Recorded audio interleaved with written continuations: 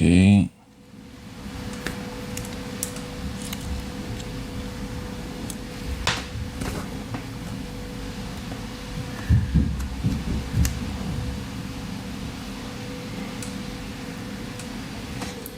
Okay, I think we're getting somewhere.